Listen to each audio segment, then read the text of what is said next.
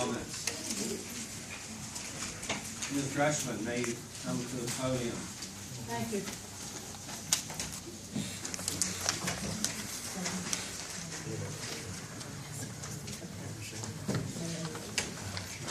Thank you. Item 3.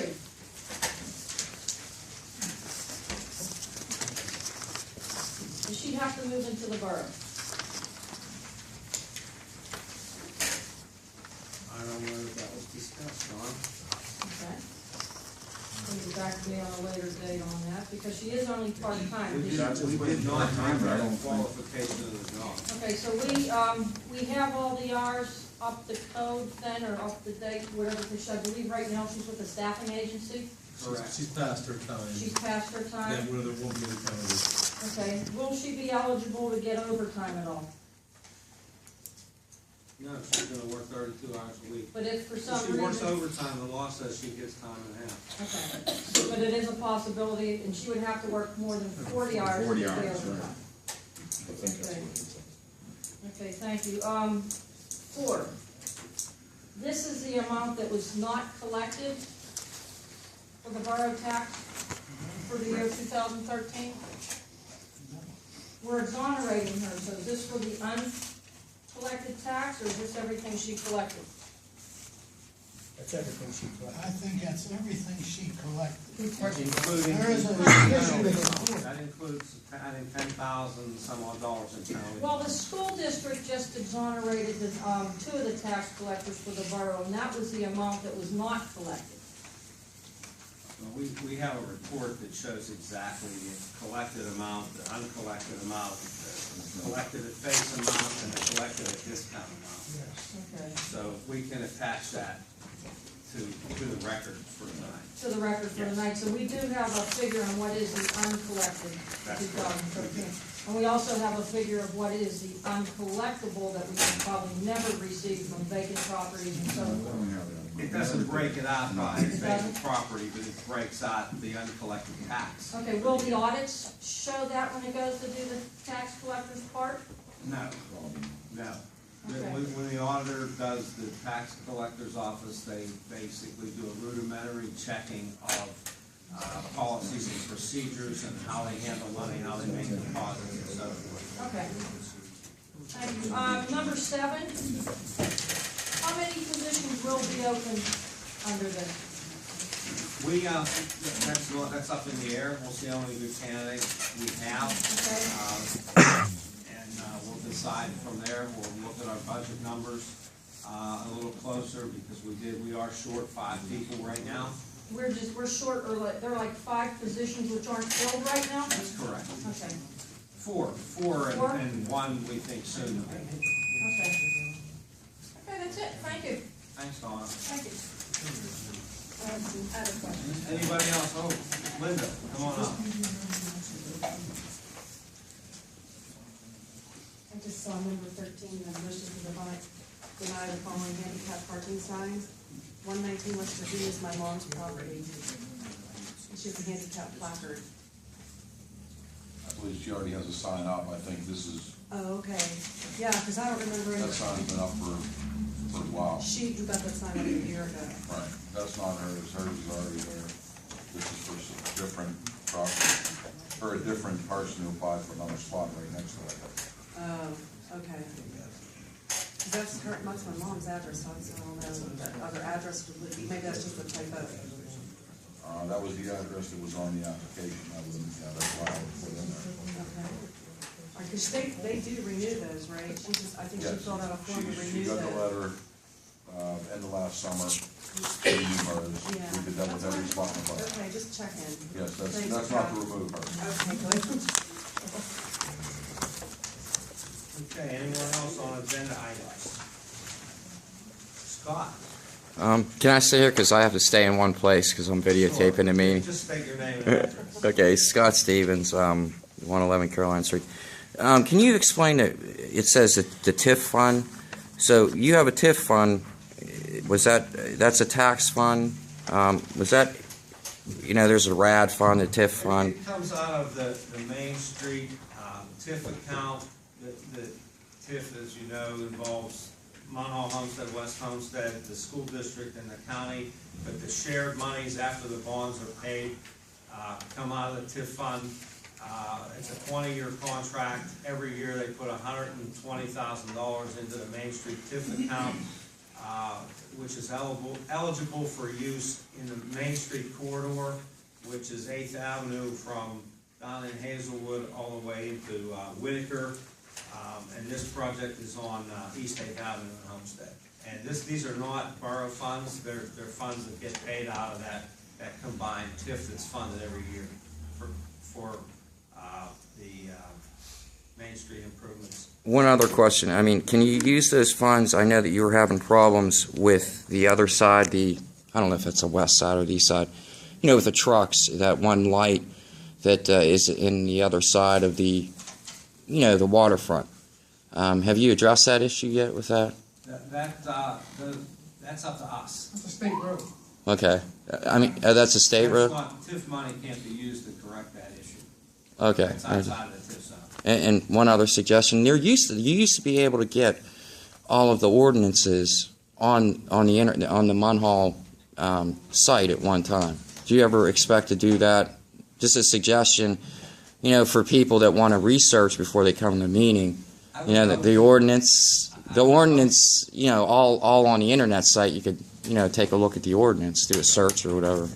That's not an agenda item, but I hope we work towards that. In fact, it was in some of the minutes from, I think, the December meeting, so that we were going to post some more stuff. So we hope to look at that as we move along. Anybody else on agenda items? Okay. If not, we'll move into reports from borough officials. Mayor Barber.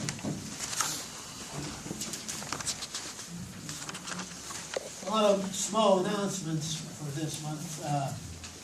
One of them is that the waterfront this Saturday by the Waterfront Extravaganza is having a egg hunt. It is hosted by 96.1 KISS. And naturally, there'll be pastries, DJ, so on and so forth. But I wanted to pass that information on, and you want to take the kids down to one of the egg hunts that's occurring in the area of the waterfront. Take them down and let them join up. Second thing, I keep dropping stuff. On April 26th, there's a free pharmaceutical drug drop-off once again at Munhall Borough Building like we've done in the past. We're asking you to research and do some searching back home, see what you don't need, and to get rid of your drugs the right way by bringing them down here at the Borough Building, downstairs at the fire hall, so that they can be properly, you know, gotten rid of. So anybody that has old prescriptions and everything laying around, please get rid of them that way. Rather, don't put them down the drain or, you know, down the toilet. Please bring them down so that they can be disposed of properly. It's another announcement. Number 3 is Munhall Crime Watch Community Cleanup Day on Saturday, May 3rd, from 10 a.m. to 12 noon. So, you know, folks, get your shovels and brooms and join us at your closest Munhall Fire Department to help up clean the neighborhood. And we'll meet at the Borough Building for a free bite to eat and a chance to talk and meet your neighbors. But that's 10 a.m. to 12 noon on Saturday, May 3rd. One of the things that I'm really delighted to receive is that from Movito, Chad, a public relations associate at Movito Real Estate. That's a real estate research tax site. And this is a big announcement to me. Today we published our ranking of the most affordable places in Pennsylvania. We looked at 68 places that have a population of at least 10,000. And we ranked them based on cost of food, utilities, median home price, unemployment. Munhall came in as the most affordable place in Pennsylvania. Folks, put that in your pipe and smoke it. We're number one. That's right, so I thought you would like that, and I sure would appreciate us just patting ourselves on the back here for this very excellent announcement. With that, I'll have more later, Mr. Chairman. Yeah, thank you. I have numerous things going on that are executive session items, contract issues, litigation, things of that nature. So council's aware of those. I'm always available for questions if you have those. I send copies of everything to the borough office. I try to send emails on occasion when I can. So again, call me anytime on those issues. As far as public, there's a recent mandate that requires all municipalities to adopt a new floodplain ordinance. This is because the floodplain maps have now been revised, and it's a requirement that everyone update their ordinances. I'm not even sure if we have one, but regardless, we have to make a new one. I've already been in communication with Lindsay because a lot of this is engineering input. There are various models that have been provided in order to comply, and what we finally agree on is satisfactory here from a legal perspective and from an engineering perspective, and council approves. We have to send in for pre-approval to the appropriate contact person at the agency before we actually enact it. We must have it enacted by September, which is the deadline, and the penalty if you don't is that property owners, residents in Munhall would be ineligible to purchase flood insurance from the government if we don't have this done. So that's the motivation to get it done. We will, just letting you know that we've now started this process. Lindsay and I have communicated. She's looking at the various models and going to offer her expert engineering input on what we're required to do and what would be appropriate for a lot of technical input information. As I said, she and I will work together and eventually and shortly present you with the model that we feel is appropriate as your professional from our perspective for your consideration. So that is moving on forward. I was sent an insurance quote actually from Brain Sandwich, Pyrotopia, to review for legal analysis. And actually this is only an insurance quote, it's not proof of insurance coverage, so that's my first comment about this. We have to have coverage that is bound for this event to guarantee that there is insurance protection in place. The commercial liability coverage I thought was a little low. It's $100,000 per person, $1 million per accident. Nowadays, that's not very significant coverage. And I also observed that the borough should be named as an additional insured on this policy. So those are my comments. I think Carrie sent it to me. Where's Sarah? Is he in here? Yeah. So, and I don't know who's going to be handling this. So I'm just saying that generally anybody can call me very glad to ever talk about this. But those are my initial comments on the document that was provided to me. Publicly, that's all I have at this time. Thank you. Okay. Before we move on to the borough engineer, the mayor. Yeah, I've got one more announcement, Dan, if you don't mind. This is for everybody. You received this announcement last week. Next month, on May 21st and 22nd, is our government days that the borough sponsors. And Patrolman Bellamy is standing in backup slide. I'm glad you reminded me, Dan. And myself and Patrolman Bellamy will address the third grade students on April 22nd, Tuesday, regarding and kind of break down what's going on. And Friday, May 9th, they'll elect the mayor. And after they elect the mayor, other positions will be filled during that week. Council, solicitor, you name it. And the kids then on Wednesday, May 21st, big day, come to the council meeting. And they'll all be seated with their counterpart on council and participate in the meeting. And we usually get them a little gift, and we gather at 6:15 over at the community room with their parents before we come into the council meeting. And then Thursday, the 22nd, the parade to Park Elementary will take place. And I think they requested for us to start a little bit later this year, so we're going to be here Thursday morning about 11:30, and we will parade to Park Elementary about 12:30. So Public Works and the fire department and the police, please have your people ready to be assigned, and also the office, and we'll have our kids come in and make another great big day of it. And this has been going on since, this is about the 28th year that I originated it. And I look forward to it every year, as I knew council and everybody else does. Thank you. Thank you, Mayor. It's a great program that we've done all these years. Really appreciate you working with all the kids. My kids were in that, I won't say how long ago. Lindsay, Borough Engineer. Thank you, Mr. President. I just wanted to comment, follow up on the floodplain ordinance adoption. I attached to your report, my report, for you, your copy, a copy of the current flood insurance rate maps. This was last updated in 1995. It's a small piece of Munhall that this impacts. And then once we get the new mapping, we'll be able to compare and contrast. I just want everybody to have an idea of like where what parts are affected.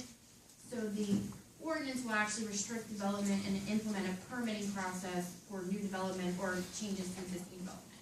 But from my understanding, it doesn't address existing structures. It's only on a moving forward basis. So I am working on that.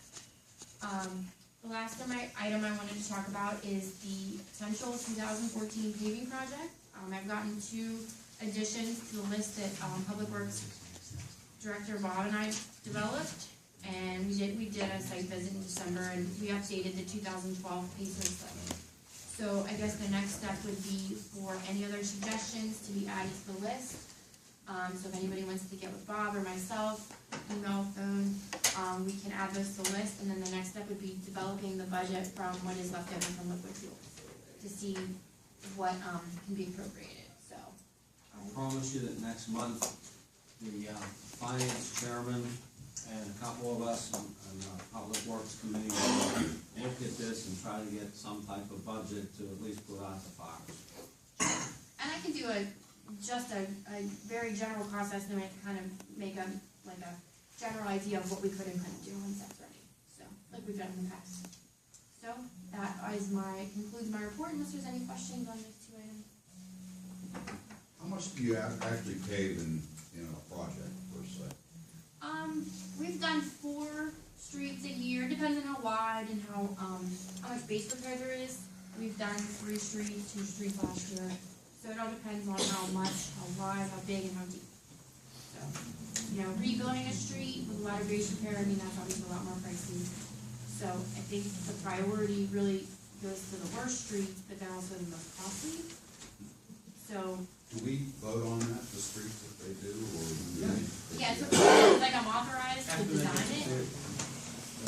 We're probably 10 years behind where we should be. The streets are horrible. We're 10 years behind the list.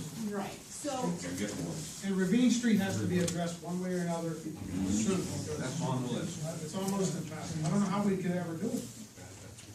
Well, it's on the list to patch. Right. Yeah, the patch.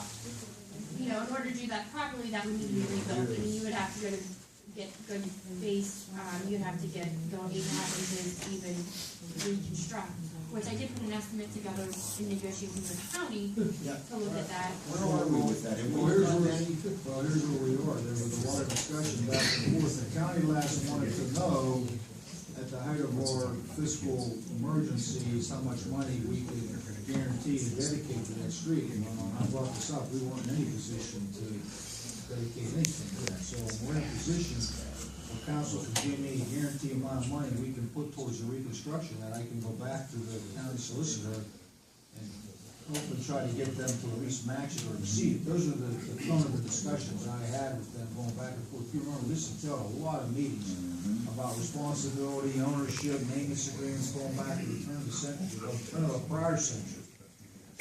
And I think there was some cooperation there, but we need to have money that is guaranteed that we're gonna put forward to that project to get the county back to the discussion table. So that's where we are in this question. I would think we would need to make a long-range plan for Ravine and tell the county, we're looking to spend this much over the next 5 years, and if they can match it every year. Well, that's. Because we definitely can't, you know, what we say this year and then we're done, I wouldn't want to see that, makes it more of a long range.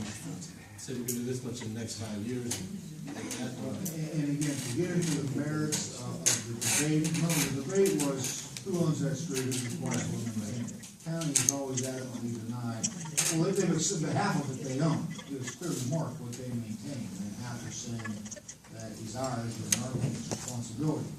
And that's where threat litigation came in. We had private meetings with the county solicitor going back a year or more, and at the end of the day, for them to put up any money, their end game solution is clearly going to be, look, if we can come up with funding to help you with this, you're accepting responsibility for the street in the future. We're not gonna go down this road again, so I can tell you that's where they're headed, but I don't know, you know, where we would go in litigation, that is worthy of an executive session discussion anyway, if you wanna get into merits of that, but again, to get back to your original question, we can get them to the table talking about money when I guarantee funds that this borough can commit to that project, we can restart those discussions.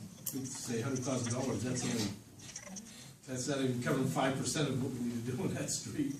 Yeah, Lindsay made an analysis of the appropriate repair, I can't remember, it was 800,000, it was 700,000. It's Fixed a it the right $1 million way, project. everything, the culverts, all that, I mean, it was astronomical. I think the thing was like 500,000. Yeah, I don't, cause I haven't looked at it in a long time, it was a lot of money. I'm just wondering what it costs to pave a small street, you know, half a street, you know, how far does the money go? How far? So much a foot. Yeah, I pave some streets, some small streets for $50,000, you know. You'll get murdered. When was it, 4 years ago? Whenever we paved Shady Avenue, just a half of it on our own. You remember, the water company dug up half, and our ordinance wasn't in place yet, so we had to do the other. I think it was 21,000 for them just to come down and pave half of Shady from, I guess it was from Elizabeth. How far down did it go? Caroline. Down to Caroline, okay. So that gives you any idea. That was 20,000 just for the half of the street. 4 years ago. Okay, we'll move on. Bob, Public Works, you did submit a report, thank you. Yeah. Nice to see a report there. Yeah, on my report, I have, number 9, I have highway tech and company investigations. They've been town for like 6 days, I'm probably gonna need another 6. So, Well, we're mandated to do it, we have to do it subject to we bond. don't have so much money put aside for that, like 15 pounds. So after this 6 days, 7 days, I'll give you a month. We have to do it twice, right? Twice a year? That's street sweep, that's street. Sweet. Yeah, street sweeping twice. We're gonna do that probably. Okay. We'll get some people. Bob, did we pick up some recycling problems last week?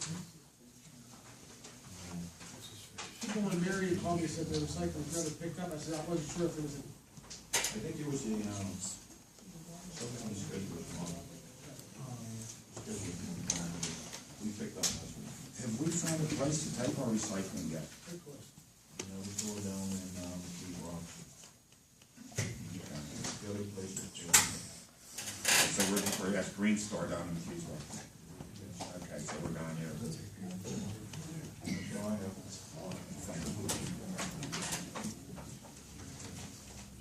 Is that it, Bob? that's all I have. Did we ever get a bid in for the truck that was, was one truck we sold? The No. second one, did we ever get a price on that one? No, Huh? the guy didn't even come in to buy the other truck. The guy never came in to buy the other truck. No. Put the bid in and called and talked to him, he said he'll come in on a Monday or Tuesday, never showed up. So we still have both trucks sitting back there. Yep. We did receive a bid today on the, police car, the Crown Vic. So, that's pretty much it. Okay. Chief of Police. Chairman, with a copy of my staff report, I'll be brief. 542 calls for the month, resulting in 526 incident reports, 45 arrests, 56 citations. Also, something that Greg touched on earlier about pyrotopia. I know we did that last year. I I think they hired 3 off-duty police officers to work that, and according to those officers, they could have used a 4th. This year, they're proposing having on our property, and they just sent us a contract today for 1 officer. I'm gonna contact them tomorrow and tell them I think that needs to be up a little bit. Would you agree with the crowd that they're talking about bringing in?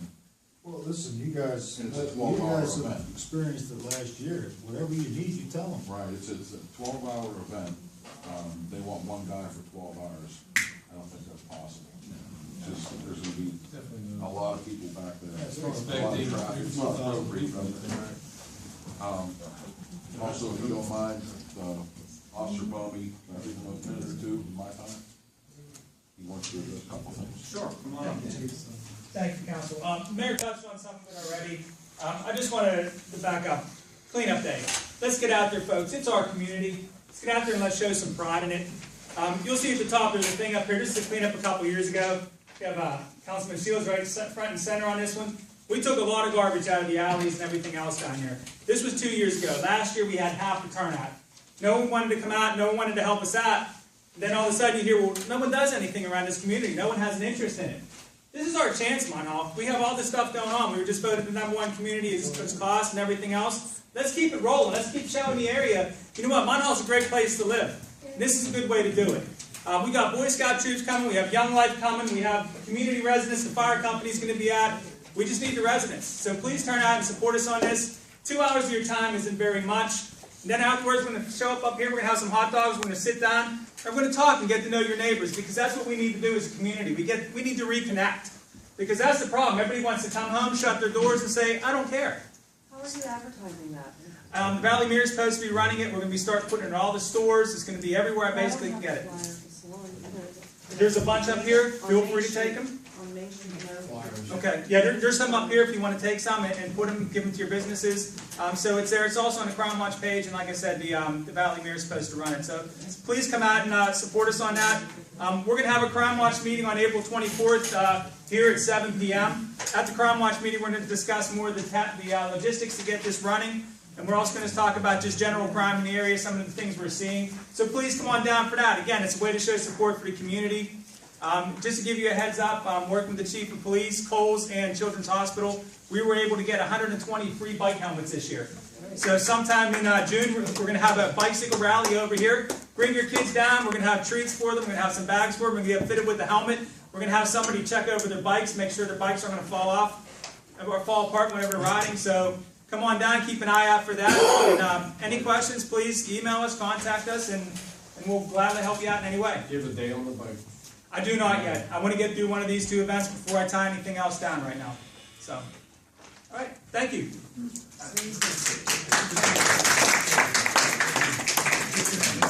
we have gloves for all these people? Because I know in the past we've supplied, gloves for the cleanup. Those trash bags. The gloves and trash bags. And we do have hot dogs and everything for them. Is that coming out of a different fund, do we know? I had somebody drop off some supplies today, and they're in the garage. I need to check them. Okay, because I know in the past, we've always, talked about, how we were gonna get stuff for them. We'll take care of it. Yeah, Danny usually. He even gives them the vest if they're going to be in an area where there's traffic. He has the rest. Safety first, safety first. That's it. I have a question for you, Chief. And I wish Officer Bowman didn't say it in here. Probably stand around. Do we still have a block watch program? We do. It's not as active as it was like back in the 80s. We do, and that's what he was referring to. I'm asking Crime Watch. if we have a block watch program still in place. We do have a Crown Watch program in place. It's different, man. It's the same thing. It's the same thing. Yeah, they've taken it from block watch to more of a neighborhood watch. The reason they do that is block watch used to be just watching for crime.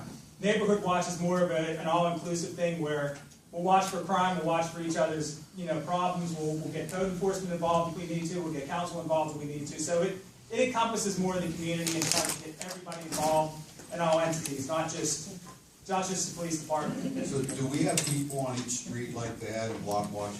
No. It is so hard to get them organized like that now. people's emails change. I had an extensive email list a couple of years ago, and then everybody goes from Comcast to Verizon and then back to Comcast to save money. So the email lists were falling apart. We keep fighting it. We keep going. We mostly do it through our Crime Watch page now. Our Crime Watch page has over 4,700 people on it, and we average about 10 to 15,000 views per week on our Crime Watch page. A lot of people don't get on the Crime Watch page. They do not. So we're missing a little bit of the segment of the people out Yes. there. And I'm looking to maybe try to talk with you guys and see about maybe initiating the block watch a little bit more as in the past, as a way of communicating to the council on vacant properties, houses that have problems, neighborhood things are going street by street versus like rats or other venues. So I don't know if you guys want to work on something like that, or if you want council to help you work on something like that. But I think With Crime Watch? With Crime Watch, however you guys want to do it. One thing We kind of address that on a daily basis, to be real honest. I mean, Well, then can you give us a list of all the houses that are empty? Because I got a report from we have Dave. a list. I got a report from Dave from 2010. Yeah, we. 2009 it is. Well, it was 2010. 2009. So I'm looking for something a little bit more to date. This is 2014, and I agree with you. We need to get the people involved in our town. It's their community. And that's the only way things are gonna get righted. So, I will say, with the Crime Watch, we do try to keep it between just the police department and the community, so people don't feel it's becoming more of a it political type thing. can't be a political. Right, so we want to keep it that way, but I'd love for the council. Even the Crime Watch thing, like you're saying, I can see that getting borderline a little political there. It's tough it sometimes. has to be separate. It has to be separate, Has to be absolutely. separate, it will not work. as- Right, because if you have police officers involved in that, and they're starting to put political means out there, it's It a should not big be, no-no. that's not what it's for. Right. If we ever get in trouble, we have Sergeant Navrilla back here. He kind of kicks my butt and puts me in the line where I'm going. So, I'm asking you guys to maybe if we can get a list of people in areas even to come in and give us some information about empty houses and, bad things that are going on in certain houses or whatnot. We do, on our page, we get a lot of tips, we do get emails, I check my email regularly. We get stuff all the time with someone saying, I'm seeing this kind of suspicious activity or that, which usually gets turned over to the That's chief. something more police So you're looking more at the houses? I'm looking and at more that. empty houses, Okay. or kids in empty houses, or. Yeah, we could God definitely, forbid we don't have gang things going on, but who knows what's going on? we could definitely try to take it to the next level. There are some stuff we'll take to code enforcement saying, hey, you know what, this lady called, she's having problems with this house. So we are kind of relaying our information on, we'll take stuff with street department stuff. Someone's complaining about something, we'll take it to the street department. So we are kind of not just keeping it to the police department, we are kind of going to. We've the other contacted the entities. health department, the street department, and any agency that we have to, or department that we have to address any certain issue, we do pretty continuously. Okay? Rick, I brought it up, we had an abandoned property review board